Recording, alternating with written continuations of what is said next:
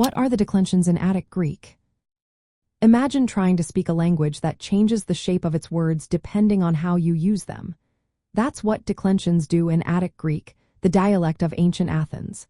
It's like a puzzle where each noun can change form based on its role in a sentence.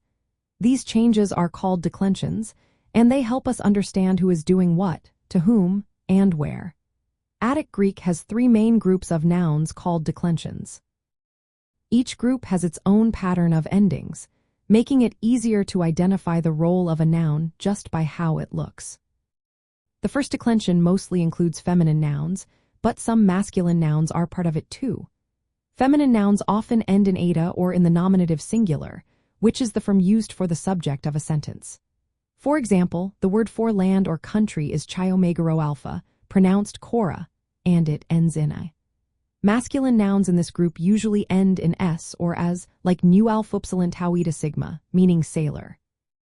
The endings change depending on the case, which shows whether the noun is the subject, the object, or showing possession. For instance, the genitive case, which shows possession, often ends in s or as. So, if you wanted to say of the land, you'd use chiomegaro alpha sigma. The dative case, used for indirect objects or means, often ends in emacron or amacron, like in chi omega rho alpha letter 1 fc3. The second declension mainly includes masculine and neuter nouns. Masculine nouns often end in os in the nominative singular, like lambda omicron gamma omicron sigma, meaning word. Neuter nouns usually end in on, like delta letter 1 ff6 rho omicron nu, meaning gift. The case endings here are a bit different. The genitive singular often ends in o, which shows possession, like lambda omicron gamma omicron upsilon 4 of the word. The accusative singular of neuter nouns is the same as the nominative, so delta letter 1 ff6 rho omicron nu stays delta letter 1 ff6 rho omicron nu whether it's the subject or the object.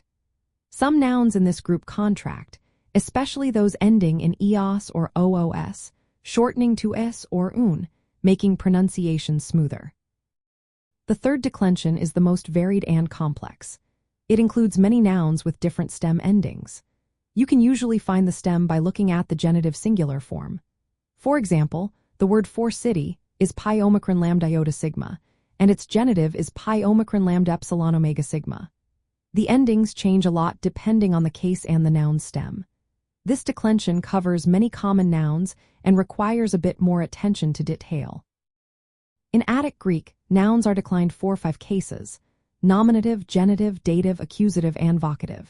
The nominative is for the subject, the genitive shows possession, the dative is for indirect objects or means, the accusative is for the direct object, and the vocative is used when addressing someone directly.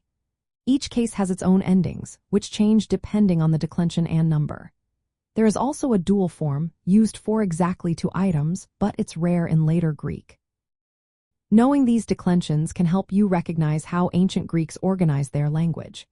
Even though modern Greek has simplified many of these forms, understanding declensions deepens your appreciation of Greece's history and culture.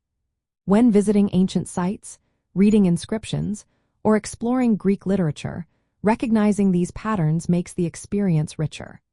It's like having a key to unlock the stories written in stone and scrolls from thousands of years ago. So, mastering the 3 declensions in Attic Greek is a step toward connecting with Greece's incredible linguistic heritage.